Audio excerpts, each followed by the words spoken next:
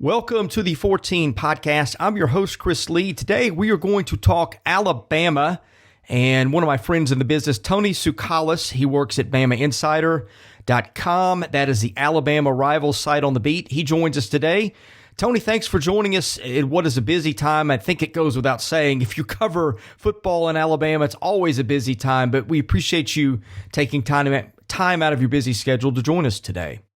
Of course, you got a big one coming up as well as the third Saturday in October, which is actually the fourth Saturday in October this year, but always a game you kind of look forward to on the Alabama beat. Tony, we go back to the last couple of weeks that Alabama's played, and in one game, Alabama gets upset at Texas A&M, which nobody saw coming, and then Alabama just obliterates Mississippi State on the road last week, which I don't think most people expected a 40-point game either. How do you make sense? I mean, obviously the Crimson Tide's very good, still a college football playoff contender, so I don't want to suggest in the question that there's a big range of answers here, but how do you make sense of what you've seen the last 2 weeks? Consistency. If Alabama can play to a consistent standard and kind of take care of what they need to take care of, then I think that they can beat anybody in the nation. I mean, maybe the Georgia game would be tough, but they can beat everybody in the nation. But they're not at a standard or at a level of experience where they can afford to take anything off. It's kind of like a catch-22 because those really experienced teams, they seldom take plays off, but they're probably the only teams that can afford to do so. And it's one of those things that it's kind of funny because the less experienced teams, they're usually the ones that get caught doing that, and they don't have the talent or experience maybe to overcome doing that. And so I think when you look at Alabama, they can't just they don't have the three Heisman contenders to come bail them out the way that they did last year. And so if they get themselves in a little bit of a mess, then it's harder for them to get out of it. And so I think they're still one of the most talented teams in the nation. I think they have a chance at the title. But you're going to need ultimate focus, and you're really going to need the team to respond kind of the way it did against Mississippi State last week. But it's real easy to do that the week after a loss. I think the real test will be, can they do it again against Tennessee? Can they do it again after the bye week? And so that's what I see. I've said it all this season, and until it gets to the playoff or the SEC championship game, it's going to be almost Alabama versus itself. I mean, you look at that Texas A&M game, and I'm not taking anything away from Texas A&M, but Alabama should have won that game. I mean, they had so many opportunities to score, in the red zone. They completely dominated the second half, and they just didn't make the plays necessary, and Texas A&M did. And that's what, it takes to win football games in the SEC. But it's also a lack of focus. It's a lack of execution. And if Alabama's clicking the way it should have been clicking in that game, if they win it, and you could say that about, most teams. And so, I don't think that they can completely blow away everybody the way that they did all the time. I mean, they can blow away a lot of people, but, I think this year more than ever, it's going to take that focus, if they are going to repeat. We talked, I think it was right after the Miami game, maybe the week after, I don't remember now, but first impressions of Alabama, that looked like a defense that had a chance to be elite. I think a few weeks later, I think it's one that's very good, maybe great, but maybe not what we thought it might be at the time. I don't know if that's fair or not, but how do you evaluate what they are defensively right now? Certainly they're coming off a really good performance against a good Mississippi State offense where they, 7 sacks, 3 interceptions. So that's good. Is that what they're going to be going forward? What do you make of them? Because it seemed like there's just been mixed results, which of course that happens when you're young, which Alabama perpetually seems to be, given how many guys leave early for the pros. Yeah, and I think that, that also comes down to focus. You've got some constants on the team. I think Will Anderson's always going to be there. He had 4 sacks, first guy to do that at Alabama in a single game since Derek Thomas in 1988. He's going to bring it every game. The thing you got to look is Henry To'oTo'o has been great. He was good against Mississippi State. He's been great at times this season. He's been really poor at times this season. But he's a guy that I think, you really circle of how good is this Alabama defense going to be. Christian Harris is another one. Keeping things organized in the middle, providing pass rush outside of Will Anderson, which is something they did against Mississippi State. I mean, if you're going to have, you pretty much can't blitz too many people these days in college football. So you really need to get that pressure with 3 or 4 guys. So, if you can get that other guy besides Will Anderson, and Dallas Turner's done a decent job now stepping in for Drew Sanders, who should be back after the bowl week, after the bye week. So I mean, I think it's another consistency thing. They've got the talent. I don't necessarily think it's as great as we were talking about, after the Miami game. And I think part of that is, I think part of being a great defense is keeping to that, that focus level. I mean, I think that gets overlooked because, I mean, there's been plenty of talented sides. Alabama's filling its roster with 4 and 5 star kids every year. So talent from an Alabama perspective is only probably half the equation here. And so they're always going to have, talented kids. It really, how are they going to respond to this situation? We saw what they could do against Mississippi State. I don't super love that offense. I don't like the air raid. I don't think it really works. But let's see, how they do against a Tennessee offense that is kind of similar to Ole Miss's setup with the way that they, like to run up tempo. It's not as good as Ole Miss's, but I mean, it's a decent side. Tennessee's probably going to be without their quarterback, so that will probably limit them. But I just want to see how Alabama responds, and if they can play at this level. I think this can be a great defense. I'm not sure if it can be an elite defense like we were thinking, but I mean, it could be a title-winning defense in the grand scheme of things. I mean, that's all that really matters. So, I think we'll just have to kind of see. It's definitely, I mean, there's not very many great defenses anymore in college football anyways, Chris. So I think Alabama can still be one of the best if it kind of chooses to. I don't want to get too in the Nick Saban doctrine here, but if it chooses to be one of the best, I think that, it's definitely got the talent and players in the right spots to do so. Well, Tony, when I see them and it's not going well, it's a secondary that doesn't live up to Alabama standards. And I mean, people are probably listening to this going, man, you guys are just killing them for not being up to Alabama standards. But that's kind of where they are. Like, if anything goes wrong ever, you're shocked almost at Alabama. But, I saw them against A&M. They had some issues with coverage. I think they had a safety out. Maybe Josh Jobe has not been healthy and the kind of player they thought he would be. But that's where I see this team on defense probably lacking compared to teams of the past when I watch them and it's not going well. I don't think they've got the cover guys on the back end like we're used to. But again, goodness gracious, look at the standard we're comparing that to, right?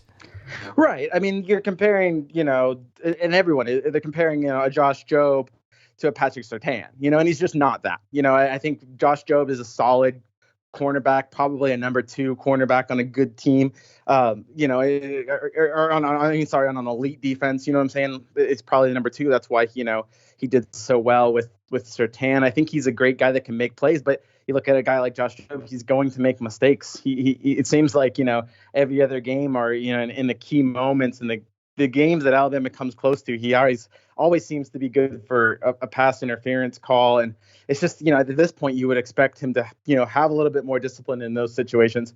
Then again, though, he's a hard hitter and he can make interceptions like he did against Mississippi State in that opening drive and really kind of set the momentum that way. So I'm not really knocking him as a player, but if you're comparing him to a Patrick Surtain, who was pretty much like a robot last year, he's just, shut down that side of the field. It's not fair. You know what I'm saying? I mean, but Patrick Surtain is, top 10 caliber pick. He's the kind of guy that, you build your NFL secondary around. So I just think that, that kind of level is different. I think Alabama's been tackling, pretty poor in the games where it's struggling in open space. So maybe those secondary guys, you got to make better tackles. I think that's the way the game is played. You have a lot of short passes, screens, swing passes, those kind of plays where Alabama's, you saw how they struggle against the option against Florida. A lot of that comes down to just tackling better. And, that's something that you talk about, things you never really see from an Alabama defense. That's one of the ones that you always expect an Alabama defense to tackle well. So I think that's probably what makes the the team or the fans, I guess, the most frustrated when they watch Alabama is those things. But like I said, putting things in perspective, I mean, Alabama's got a good side. Josh Job's good. DeMarco Hellams is good. Malachi Moore is good. You know, Jordan Battle, is really good. So, I mean, they've got guys in that secondary. It's just a matter of, can they live up to not even like Alabama standards, like past Alabama standards, like of the, people want them to be one of the greatest units. And so you're getting compared to some of these units that just were littered with NFL players. And this one might be too, but I mean, it's still really, like you said, really high expectations.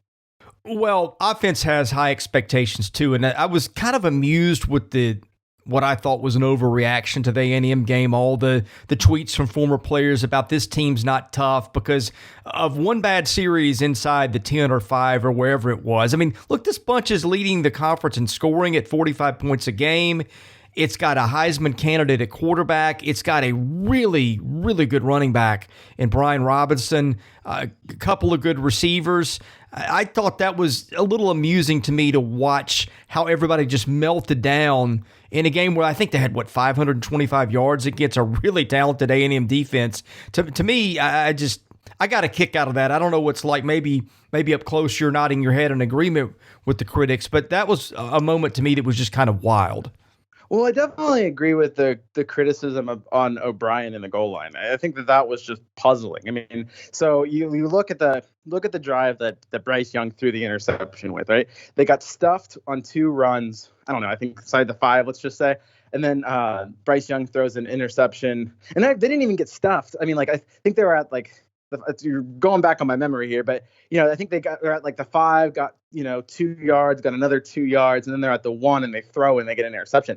The thing is, the week before, Brian Robinson had 4 touchdowns against Ole Miss, all inside the 2, from the 2 to 1 inside the 2, and then the other ones all at the 1 yard line. So it's like, why don't you run it there? And after they were stopped in those 2 times, and then Bryce Young threw an interception, it's like they didn't trust the short yardage running game anymore. And so you saw that they had, a first and goal at the 3, I believe. And that's the possession everyone's criticizing. They throw it all 3 times. And it's like, you've got one of the best short yardage backs in the nation, and Brian Robinson. The guy just never gets stopped. He always gets positive yards. It just seemed kind of funny that they just threw it every time there. So that's where that frustration comes from. I think you're starting to get a little bit of confidence in Brian Robinson. I think we're finally getting to see him be a star. It's like you almost don't view him as a star because he's been a reserve for so long. But in those short situations, Alabama needs to get the ball to Brian Robinson, or they got another back, Roydell Williams. I'm to the point, Chris, that if you're getting the goal line, and I get it, Bryce Young he can be dual threat, but maybe in the goal line he's not the guy you want maybe bursting up the middle. Well, Alabama's ran the Wildcat in the past, and in those situations, if you can run the Wildcat behind Evan Neal and Javion Cohen, put a guy like Brian Robinson or put a guy like Roydell Williams in the Wildcat, run that ball 3 times. You know what I mean? And I know you're taking the ball out of the hands of your Heisman candidate and Bryce Young, but for a yard, I think 9 times out of 10, Alabama's getting that yard out of the Wildcat. So that's what I would do in that situation. I'm not getting paid the money that Bill O'Brien is, but I think when you're looking at the critiques, it's that, you know what I'm saying? I don't think anybody really has too much issue with the playmakers on Alabama's offense. The receiving is not what it used to be, but they lost 4 first rounders in the last 2 years. Against A&M, Bryce Young overthrew a few passes, but he still threw for a career high yardage. So I think it's all there. It just comes down to those crucial moments, and you got to have better execution. I think it comes down to better play calling. Last week against Mississippi State, you saw Nick Saban call a timeout because Alabama was 3rd and goal, and they're coming out of the empty. And I think Nick Saban said, hold on a minute. So then they come out of the jumbo, and then they run it in for, guess what, a touchdown, Brian Robinson. So I think if they can kind of get that down, I really like this offense, actually. Yeah, I think Robinson's the best back in the league right now. This is a good year for running backs in terms of numbers. I know there's some other guys ahead of him, but you look at how he plays in big games, and he's just so consistent. And to me, that's really what matters. It's not, did the other guy have a couple hundred more yards on the season? No, it's how did you play when it really mattered? And that kid just answers the bell again and again and again. Yeah, he doesn't. I think that the where he doesn't get the credit is he's not as exciting of a player as Najee Harris, or he's not as exciting as some of the guys that Alabama's had in the past. I don't know if he's going to be quite the pro prospect as some of these other. He's not Derrick Henry. He's not Najee Harris. He's maybe at that Damian Harris kind of level. He's still a good back, but he's solid, and he's shown that he can catch out of the backfield. He's a tough runner. He's probably not going to juke very many people out, but he can run over people. And I just think that maybe he doesn't get the credit that he deserves just because solid isn't necessarily sexy. And so he's not going to be jumping over anybody like Najee was, or, just he's not like a human freight train like Derrick Henry was. But, you're right. I don't know if he's the best in the SEC, but, he's one of the best. And, Alabama should use him that way. And so, especially, if the receiving core, cannot get things done, I think, he's definitely somebody you can lean on if you need to, and he's proved it in big games. Yeah, the guy in that secondary or on that offense, and you tell me if I'm wrong. I wrote this week, but I think the guy that I don't want to see loose with the ball in his hands in space is Jamison Williams. When I watch that kid play, I don't know that it's Jerry Jeudy or some of the kids they had the last 3 or 4 years, but to me right now, he's their best guy with the ball in his hands. Would you agree with that? Oh, definitely. I mean, it's fun to watch him on the kickoff returns too, just because he's like a bullet. I mean, he really can fly. Like, he's got that Henry Ruggs speed. I don't know exactly what his 40 time would be. It's so hard because we look at guys like Henry Ruggs and Jalen Waddle. They ran, exceptionally fast time. So if it comes to the combine and Williams doesn't quite match that numbers, I don't know what to say, but I think he definitely has to have 4.3 speed. I mean, it's one of those things you can kind of know it when you see it. He's a track star in high school. He broke Ezekiel Elliott's hurdle record in the state of Missouri. So, he's great. He's kind of got that straight line speed. It's like we don't usually see him necessarily juking people. I think he probably has that ability.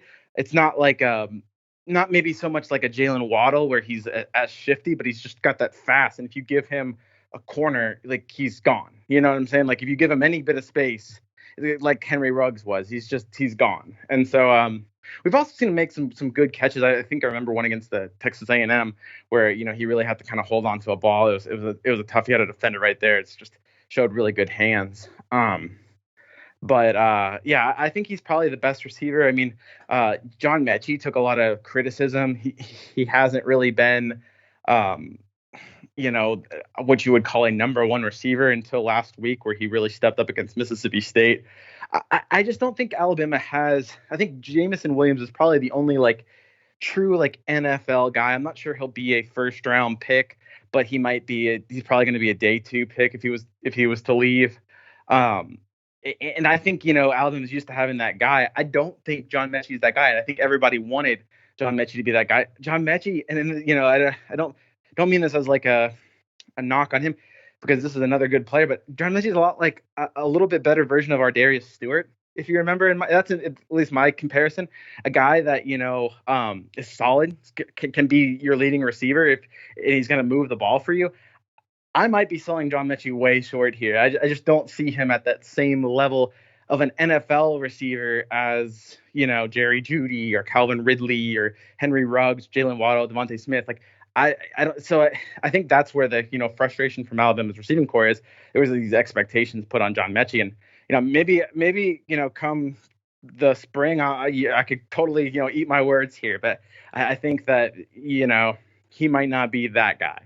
Yeah, and see, that's to me what makes Bryce Young, well, among a lot of things, really impressive, because that receiving core obviously not up to what they had last year. But again, I mean, that's a one of the best 2 or 3 groups in the history of college football bunch they had a year ago. I mean, that or LSU's maybe the year before, and I couldn't tell you beside that maybe who's better, unless you want to maybe go back to some of the Miami groups, but I wouldn't even do that. But what I'm thinking here is I just watched the season Bryce Young's had. I mean, he's been good every week, and now I'm just kind of wondering, to me right now, it's he or Matt Corral is the best player in the country. Corral, I'm waiting to see if he took himself out of it with the beating that he took in Knoxville. But I'm just interested in whether you think he can win the Heisman and how much of that depends on that anticipated matchup with Georgia and Atlanta, if it materializes, and whether they win that game or not. I think it's a lot's going to come down to that game against Georgia. I think Young, the difference between Young and Corral is Corral's going to get more yards with his feet. Young doesn't really do that. And I think, so you might see them have the same passing stats with Young having a little bit better passing stats. But if Corral has, 600-700 yards and, 12, 15 touchdowns on the ground, in addition to that, I think that might get him the nod for the Heisman. Obviously, Bryce won the head-to-head matchup. And I would imagine that Corral's probably going to lose again at some point. Maybe not. But, I think that would probably not really help his chances. He usually goes to a contender, and I think Alabama will be right there. When you look at it, I think it's going to come down to that game against Georgia, kind of like with with Mark Ingram, the first time that Alabama won a Heisman. It really came down to that game against Florida. Bryce Young will have the numbers at that point, but he really doesn't have that marquee game until then. I mean, nobody really cares what he does against a Tennessee team, or this LSU team's not as good. And then you got Arkansas, like Arkansas, Auburn. I mean, like these games are not like the ones that you're like, oh man, he's got to do this. And, so he'll be on TV. He'll put up big numbers. He's going to throw a ton of touchdowns. And he really hasn't thrown interceptions, which is, good for a first-year starter. So he's a great quarterback. I think he'll be right there. Chris, I'd rather it go this might be the year that, I don't know. There's a couple of defensive players that, if it was truly the most outstanding player, I think would have a huge shot. Defensive tackle from Georgia, and then Will Anderson as well. These guys, I would love to see it go to a defensive player this year. Yeah, the voters just aren't wired that way, man. It is going to be a skill position guy from a playoff contender or a team in the playoffs, and that's just it, unless you're Tim Tebow or something like that. And I hate it too, because you can't tell me. You look at the draft, you see offensive tackles taken first, you see defensive players taken first. You can't tell me that they get that right all the time, because if they did, it wouldn't be so skewed to certain things. It's a great skill position player from an elite team, and that's debate over every year, and I hate that too. Yeah, I mean, Jordan Davis was the one that was escaping my mind there, right? But you can't tell me that Will Anderson's the best player on Alabama. No knock on Bryce Young, but Will Anderson's the best player. So if Alabama beats Georgia and Alabama's the best team, then the best player on the best team is Will Anderson. And you could argue that Jordan Davis, that Georgia team doesn't have that, it plays as such a unit that he's kind of that guy. He's their star. So I wish, I know they're not wired that way, and especially not with the defensive tackle, because he's facing double teams. He's not going to necessarily have the stats, but my God, we saw a receiver win it last year, so maybe we're making somewhat of a change, but yeah, I think you're right. I just, it's probably going to go to a skill player. The thing is, if you look at the teams, right, there's not a ton of skill players on who's it going to go to if it's not going to be, if you're going to pick a top team, is it going to be Young? I mean, it really kind of drops off after that, because you look at some of these candidates, they're probably going to have some losses. You're going to give the Heisman to a guy from Cincinnati. Are they going to be viewed as a top team? And I just don't see the voters necessarily doing that. So I think that might open up the door for Corral.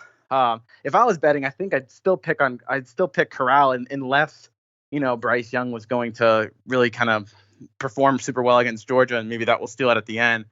But I think you could see this year it not going to a guy on a contender, just because I think Corral's kind of has that Heisman air about him. That's, if I was betting on someone, I think I'd still bet on him. Tony, what do you make of the matchup with Tennessee this weekend? I thought that game had potential to be more interesting than a 27-point line at this point. But not if Hendon Hooker is out. I mean, if it's Joe Milton, then you can forget it. But I thought with Hooker, I'm not going to say Tennessee was going to walk in there and win it, but I thought they had a chance to keep it interesting into the second half, depending on what Alabama team shows up, right? And we've seen two different ones the last 2 weeks. But how do you size that up? Because we were talking off podcast. It sounds like Hooker's not going to play, and if he doesn't, then that really, I think that really reduces the chance of this being interesting into the second half. Yeah, and even if Hooker plays, I think the only thing that's like I guess at stake would be, are we talking about how this Alabama defense slipped up again despite winning? I just don't even think Hendon Hooker really gives them that much of a chance of winning the game. It just gives them a pretty good chance of frustrating Alabama. You'd hear the Fire Pete Golding crowd kind of amp up again, maybe if Hendon Hooker made a few plays. I think without him, though, I could see it being pretty ugly. I mean, look, it's been 14 or now after this week, 15 years since Tennessee's beaten Alabama. It's just, I don't think Joe Milton's going to be the quarterback to end it for the Vols. So I think that there's things that Tennessee can maybe do to frustrate Alabama if they don't come out awake. And I think that's the biggest, like I said a million times, I think that's the biggest thing is, does Alabama come out, on top of things, and can they keep up this standard? But no, I don't expect any kind of shock upset, especially not with it being, in Bryant-Denny. That doesn't help either. So there's positives to take from this Tennessee team. And eventually, we saw streaks snapped. I mean, I think that the Jimbo Fisher beating Nick Saban's a reminder that none of this is certain. The assistant streak finally snapped. Eventually, Tennessee's going to beat Alabama. It's just, I don't think it's going to be this year. Probably, maybe not next year, but one of these years it's going to happen. So, I mean, I guess it's not going to totally be a shock when it does, but it just doesn't seem like it's in the cards for Tennessee. Well, as an aside, this has been the most interesting year of college football so far since I can remember, because you literally don't know what's going to happen week to week. You mentioned Alabama found that out. You've seen some 30-point dogs win this year at certain times, or you almost saw a big upset last week with Vanderbilt and South Carolina. That was an 18-point spread, and Vanderbilt had that game until it didn't. This, to me, is just one of the most fascinating seasons for college football in a long, long time. Because let's face it, it's got to the point where it's like, okay, you can pretty much know that two, if not three, of Alabama, Clemson, Ohio State, Oklahoma are going to be in the playoffs, maybe three, maybe it's those four, and LSU has been known to crash the party and some other teams like that. This year you got Cincinnati potentially in it. Alabama is probably going to have to beat Georgia to get there. That's going to be a tough task. To me, I just think the week in, week out, you don't know what's coming next. This college football season has made it a terrific one. Yeah, I think there's just not an elite team. I think when you look at it, no, there is. There's Georgia, and I think, but look at, last year's Alabama team and the LSU team before that. Other than Georgia this year, and I'm not even sure Georgia has the offense to keep up, but let's just say you pit this year's Georgia team against those two teams. I think they would keep it close. I'm not sure there's any other team in the nation that keeps it close against those two teams. And I'm not sure either. I don't think Alabama keeps it close against the Alabama team from last year or the LSU team from the year before. I think you could say that about most teams in the nation. I mean, those were special teams, and I don't think you have. I think it's debatable whether or not Georgia has a good enough defense that maybe you could lump them into those special categories, because their defense might be at the level of the other two teams I just mentioned's offense. And so I would like to see this Georgia defense go up against Alabama's offense last year or LSU's offense the year before. I think that would be a fun matchup. But anybody else, I think it's, beaten by double-digit points. And so, yeah, you don't have that, that team that, you're like, oh, this guy's last year. It felt inevitable that Alabama was going to win. I mean, it's just, they didn't really even play like a close game. They never trailed against Florida. The Ole Miss game just always felt like it was going to be, Alabama would come out on top. And then every other game was a complete blowout. So that was the most anticlimactic title run. I mean, which was great for Alabama fans, but it didn't have a lot of moments where you're like, oh my God, this is close. This is a nail biter. Alabama just dominated the whole season. It's probably the best team I've ever watched. So I don't know if you have that, so it makes it a little bit more interesting. That being said, the pessimist in me says it's still pretty much the same teams, right? I don't think Ohio State loses again. I think they're going to get in. I think Oklahoma probably holds on. They're going to get in. And so I think your question is, does Cincinnati get in or does Alabama get in? And I think that's going to be determined by the Alabama Georgia game. Yeah. Now, you're right. Things happen, but you could say that, it's a crazy year, but then I think that there's a good chance, and I'm not sure Alabama's going to beat Georgia, but let's just say Alabama beats Georgia. There's a good chance you're looking at Alabama, Georgia, Oklahoma, and Ohio State all making it, and that's nothing new. So, right.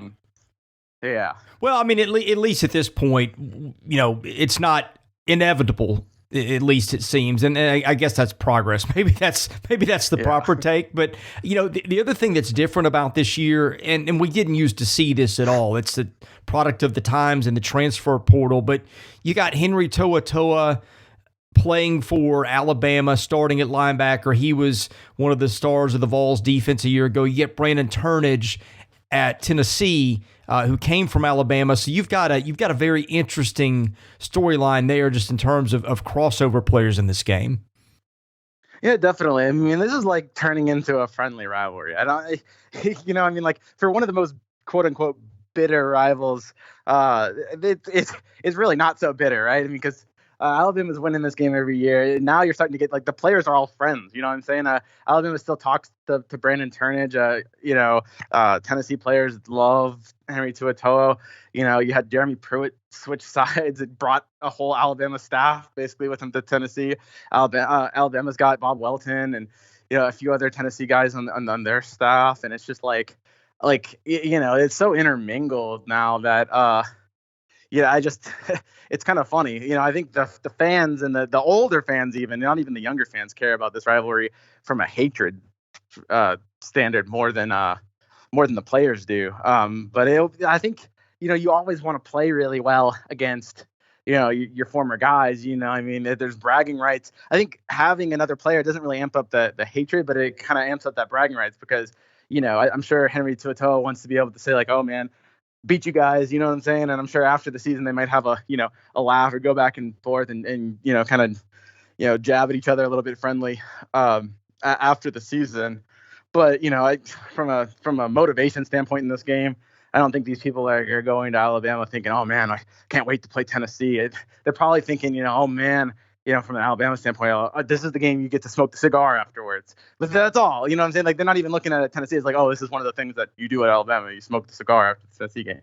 Well, it's an age thing. It's probably, are you over 40 or are you not kind of thing? Because if you're over 40, you remember when Tennessee kind of owned that series, and when Phil Fulmer, was the guy that turned Alabama in, and you got a subpoena issued for him, and he can't come to media days, and Tennessee won 6 in a row or whatever in the series. I mean, I'm getting at something here, Tony. What I'm getting at is, what was the reaction to the Jeremy Pruitt news this week with the lawsuit and the announcement he's going to come after the school, all the stuff that's out there, and of course Jeremy Pruitt having been the defensive coordinator there not long ago. I'm just curious what the reaction was in Alabama fan circles to that, because I think if you're younger, you probably yawn and don't know the significance. If you're older, there's a memory there that's probably not going to forget, right? Yeah, and I think it's kind of funny because at least from the Alabama fans on our side, I haven't really mentioned the Pruitt situation very much. But yeah, man, Tennessee has it tough. I mean, you can look at the optimism, kind of coming from this season, and they did a little bit better, but it's still I can't say it, but a storm of a certain kind of variety in Tennessee.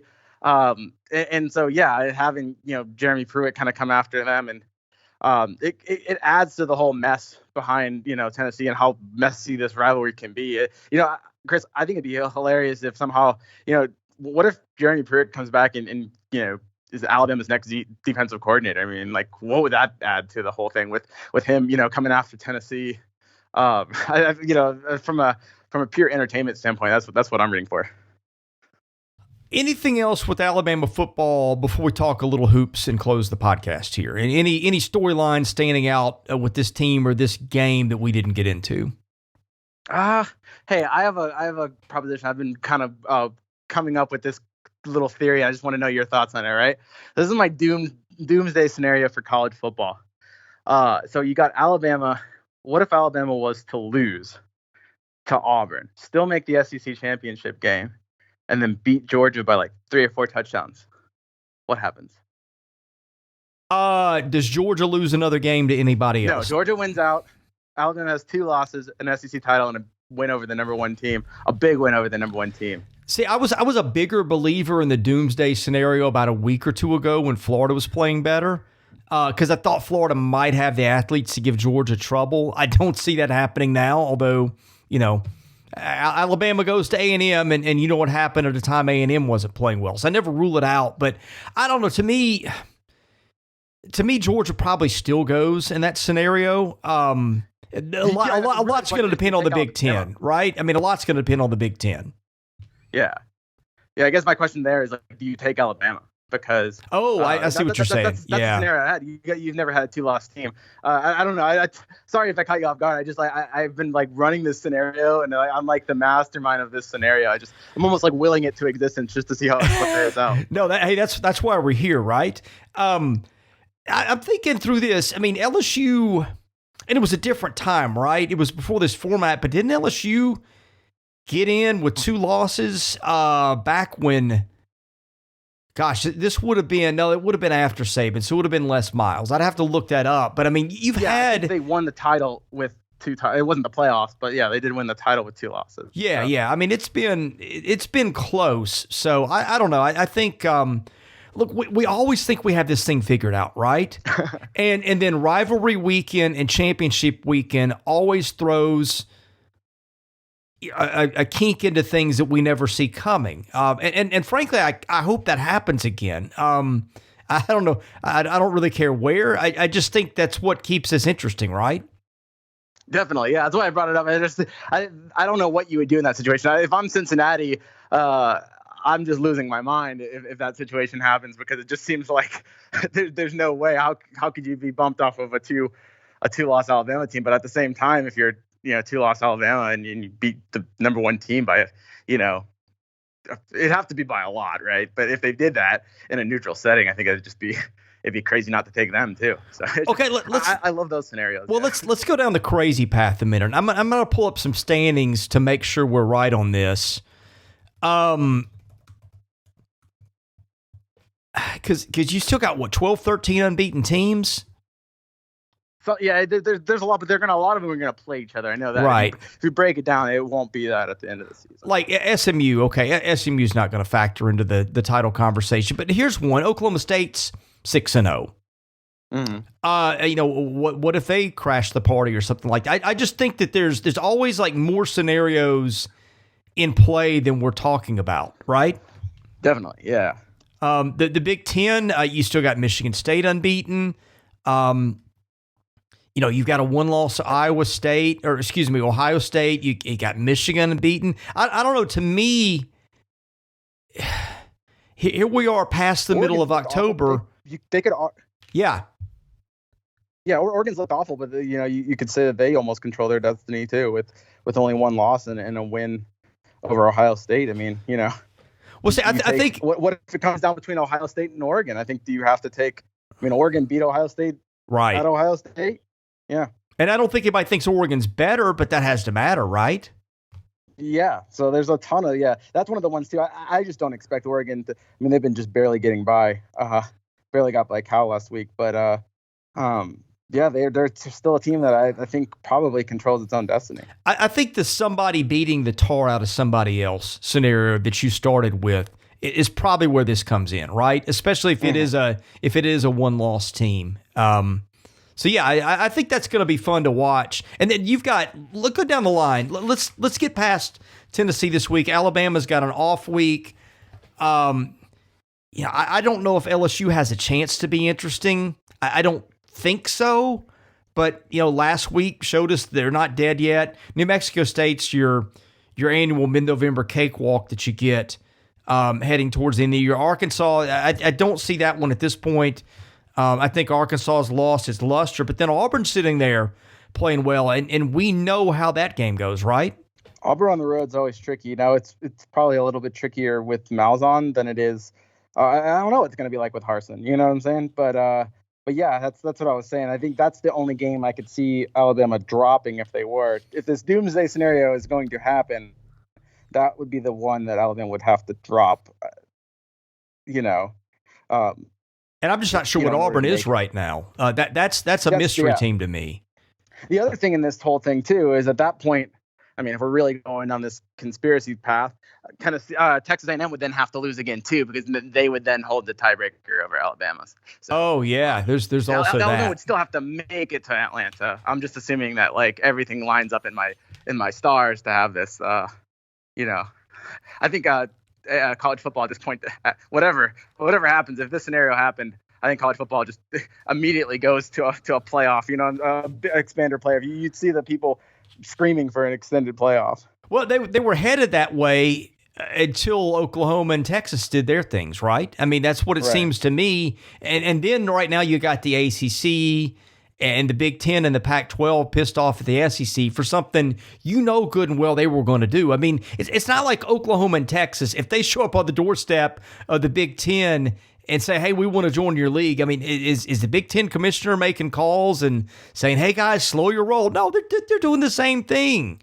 That's what's made this. And see, that now, from what I've heard, and it's been a couple weeks since I checked, that's the thing that's going to put the wrench in the whole expanded playoff, which I was totally in favor of. I don't know that it changes the ending, but it makes the regular season a lot more interesting. It gives Cincinnati something to play for under that scenario, right? If they run the table rather than just being, your fate being held at the whim of the voters. I like it, but I think this whole thing that the SEC has done probably seems to have killed that.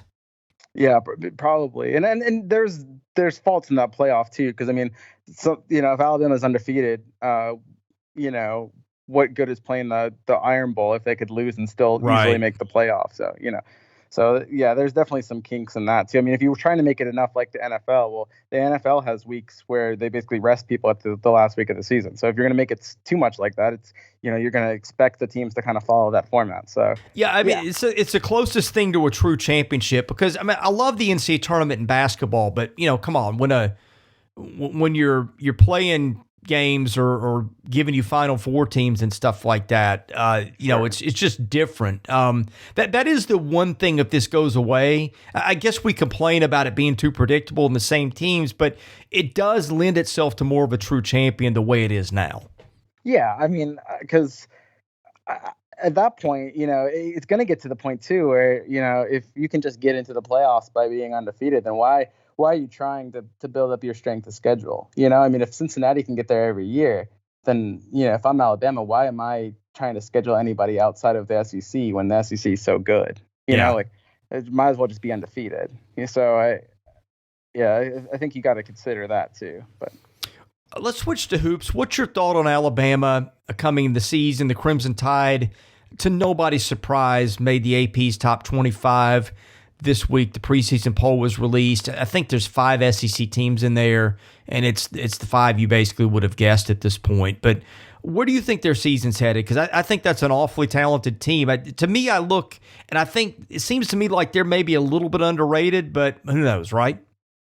Yeah, I mean, they had a huge injury to Namari Burnett, the Texas Tech transfer, who was going to play a big role. That kind of stinks. It seems like, every year Alabama gets hit with like a somewhat sizable injury that they have to overcome. I think at one point too, look, until like right before the draft, it was kind of thought that, Joshua Primo, was going to come back, and then he ends up being a lottery pick. I think at one point, if Primo's coming back, you were starting to think that this Alabama team could literally, and I'm not just saying this, could be like the number 1 team in the nation. I mean, it had that kind of buzz around it. So I think now at sitting at 14, it might be fair But that's the first time Alabama's been ranked in the AP preseason poll since I can't remember, but it's like early 2000s. So I think this is going to be a good team. I think it's going to have one of the best backcourts in the SEC, maybe the nation. You return your two leading scorers and Jaden Shackelford and Javon Quinterly, and then you're bringing in J.D. Davison, who's a 5-star point guard. So I asked Nate Oats, and this is kind of an interesting question when you look at this Alabama basketball team. Are they going to be able to play those three guys on the court a lot together? It's a really small lineup if you do that because they're all 6'3" and under. But those are probably the best three players on Alabama's team, and they can all score. The defense might not be great, or maybe as good when those three are on the court. But good luck trying to stop that trio. Alabama also has a forward, a 5-star kind of guy, Charles Bediako. If he can be that rim protector, and he can allow them to play with those three on the court. I think that it could be a pretty deadly unit, and I'm expecting Alabama to challenge again for the SEC title. I think Kentucky's going to be better this year, so I think it'll be more of a fight for that to repeat for that crown. But Alabama certainly has a team that can do so, and I think getting Jaden Shackelford back as a leading scorer, and I think you're going to see Javon Quinterly. He was the guy that really carried them through that tournament run. So I think those guys are going to be huge, and I'm excited to see what figures to be another kind of lottery talent guy in J.D. Davison as well.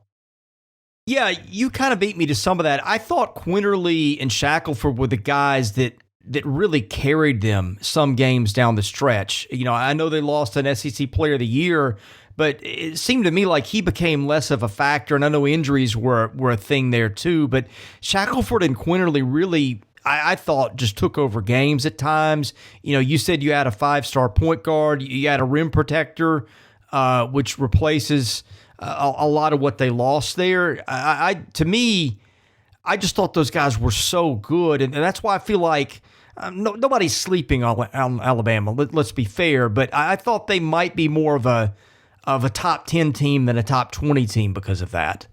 Yeah, and I think Jaden Shackelford had what he would probably call as a subpar season last year. He led the team in points, but he didn't necessarily shoot the way he's 34% from three. I think he's a better shooter than that, to be honest with you. I think he'd probably tell you that. So there's room for improvement there. And I think he could definitely take his game to another level. If he starts knocking down shots at his capability, I think then you look at, if he can kind of turn into a pro prospect. You've got him and Quinterly as the true point guard, and then J.D. Davison. This team gets really deadly really fast. And so I think as good as it was, I think there's still plenty of room for improvement with the guys coming back, and that's exciting. And then, even with their injuries, Alabama should still have plenty of depth. So you got a lot of role players on this team, which I think you need for a championship run. You got guys like Jawan Gary and Keon Ellis, and they might not be the sexiest names, but they're gonna be grinders on defense and kind of maybe fill in for Herb Jones was the heart and soul of last year's team, mostly from a defensive standpoint. But I think guys like Jawan Gary and Keon Ellis are going to be able to kind of fill that while you're going to have that star power from that trio I just mentioned. It'll be a fun team to watch. And if it gels well, like I said, it should be an elite team and a team that could challenge for the SEC title. And, the NCAA tournament's, kind of a crapshoot, but I mean, they'll have a chance at that one too. I mean, they have a team that can, play with anyone in the nation. Where are they right now with the Burnett injury? I think that's at least 6 weeks in the rear view mirror by now. Yeah, he's gone for the season. Oh, okay, okay. It's Rojas, James Rojas, who came back. He can rejoin probably the team, I would say, by SEC play, and so he'll add depth. It's one of those things where I'm not sure how much of a role he was going to play, but he'll add depth as well to that unit. But yeah, they're not going to get Burnett back, so that is pretty rough for them. How hot is that Alabama-Auburn basketball rivalry right now? Yeah, it's pretty hot. I think from an Auburn perspective, it was a lot of pride to be the first one of the two to make the Final Four, and I think Alabama fans really wanted last year's team to make the Final Four to kind of just answer right back. They had a team capable of making the Final Four last year, and I think that that is kind of like, what Alabama wants to, they have that itch to scratch so that Auburn's not the only one to do it.